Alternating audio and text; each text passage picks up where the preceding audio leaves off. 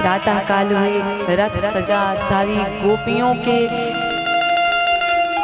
घर तक ये बात फैल गई आग की तरह कि ये कन्हैया जो है ना ब्रज को छोड़ करके मथुरा जा रहा है।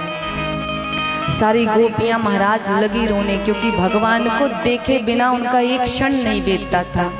आज उन्हीं गोपियों से भगवान अलग हो करके जा रहे हैं अपने मथुरा।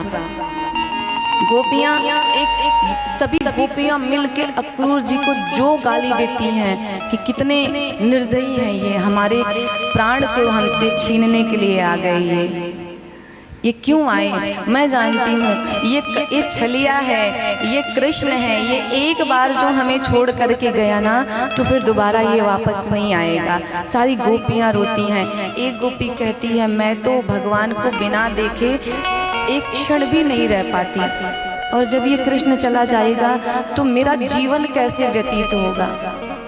राधा जी को भी ये बात पता चली, उनके तो नेत्रों से अश्रुधारा बह रही थी, क्योंकि वो भगवान से प्रेम करती हैं तो भगवान को रोक भी नहीं सकती। एक चीज याद रखना, जिंदगी में यदि मौका मिले तो किसी से प्रेम करना, विशुद्ध प्रेम करना, मोह मत पालना किसी का। मुझे लगता है कि प्रेम नहीं है ये जो हम करते हैं ना, ये प्रेम हो ही नहीं सकता, क्योंकि प्रेम की कोई शर्त नहीं होती। प्रेम हमेशा निस्वार्थ और बेशर्त होता है। शर्तें तो मोह में आती हैं। हम अपना दिमाग, जहाँ पे हमारा दिमाग काम करे वहाँ पे प्रेम हो ही नहीं सकता, क्योंकि प्रेम बड़ी ऊंची चीज है। प्रेम की कोई परिभाषा आज तक बनी ही नहीं संसार में।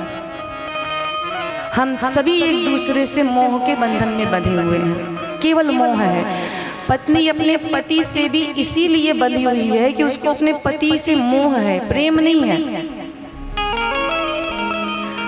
पति भी अपने पत्नी से मोह ही करता है, क्योंकि पत्नी से उसको संतान प्राप्त होगी, उसका वंश चलेगा, उसके घर में जाने के बाद उसको घर में जाने के बाद रोटी प्राप्त होगी, जल प्राप्त होगा। ये प्रेम नहीं हो सकता। और एक चीज सदैव याद रखना कि प्रेम हमेशा व्यक्ति को मुक्त करता है और मोह हमेशा हमें बांधता है। तो जो संबंध हमें जीवन में बांध के रखने लगे ना, तो समझ जाओ कि उस संबंध में प्रेम नहीं बचा, उस संबंध में केवल और केवल स्वार्थ और मोह छिपा हुआ है। इसीलिए मैं कहती हूँ कि भगवान को प्राप्त करने का ये मतलब नहीं है कि आप अपने घर परिवार को छोड़ दो, आप हिमालय पे चले जाओ। भक्ति का ये अर्थ नहीं है। भक्ति का अर्थ है, भगवान खुद कहते हैं राम ही केवल प्रेम प्यारा, जान ले हो जो जान निहारा। भगवान कहते हैं अगर मुझे प्राप्त करना है तो पहले प्रेम करना सीखो। तो भक्तों ने पूछा प्रभु आपसे हम प्रेम तो बहुत करते हैं, तो भगवान कहते हैं कि मुझसे प्रेम नहीं, पहले उससे प्रेम करना सीखो जिसके बीच में आप रहते हो, जिसके साथ एक घर में रहते हो। पहले अपने लोगों से प्रेम करना सीखो, और जब उनसे प्रेम हो जाए ना तब मेरे से प्रेम करो।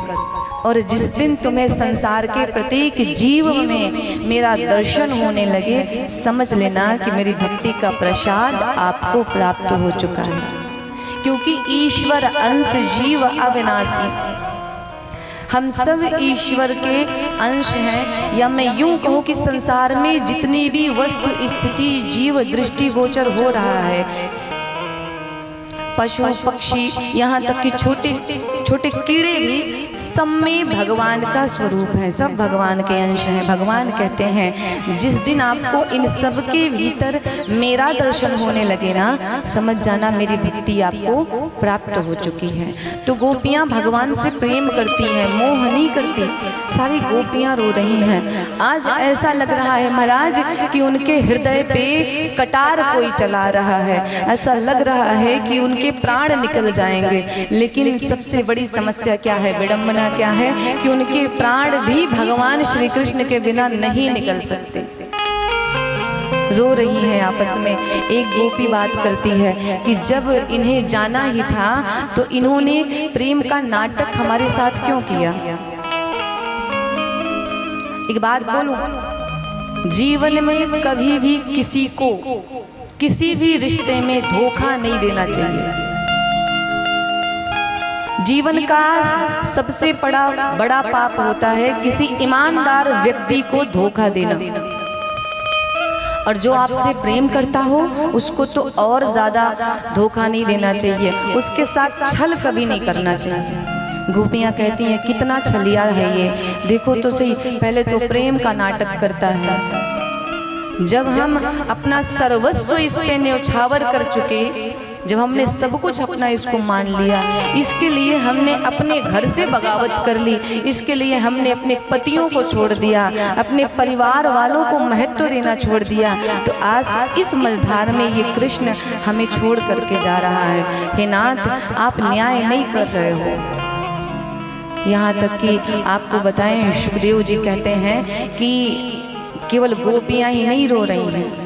आज जब भगवान जा रहे हैं ना, तो ब्रज के जितने भी वृक्ष हैं, वृंदावन के जितने वृक्ष हैं, सब रो रहे हैं। आज यमुना मैया रो रही हैं, आज सारे ग्वाल बाल रो रहे हैं, आज सारी गायें रो रही हैं, आज समस्त गायों के बछड़े रो रहे हैं, क्योंकि उनका गोपाल जा रहा है आज उन्हें छोड़ करके। और सबको पता है कि ये कन्हैया बिल्कुल झूठ बोल रहा है कि मैं जा रहा हूँ, 2-3 दिन के बाद आ जाऊँगा। आज ब्रज के पशु पक्षी रो रहे हैं भगवान के लिए, आज पूरा संसार रो रहा है। इधर कन्हैया जब जाने को हुए ना, तो रथ पे बैठे और सबसे कहा कि देखो 2-3 दिन में मैं वापस आ जाऊंगा। यशोदा मैया के मन में आज इतनी पीड़ा है कि जिसे वो किसी से व्यक्त नहीं कर सकते।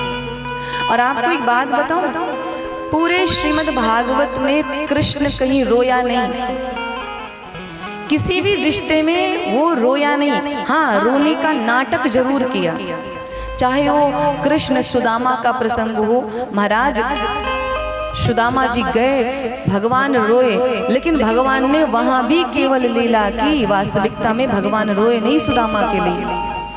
भगवान गोपियों से जब अलग हुए, जब मथुरा गए, तो वहाँ पे जब गोपियों की याद आई तो प्रभु रोते हैं। लेकिन सुखदेव कहते हैं, हे परीक्षित, भगवान लीलाधारी कृष्ण वहाँ भी लीला ही कर रहे हैं।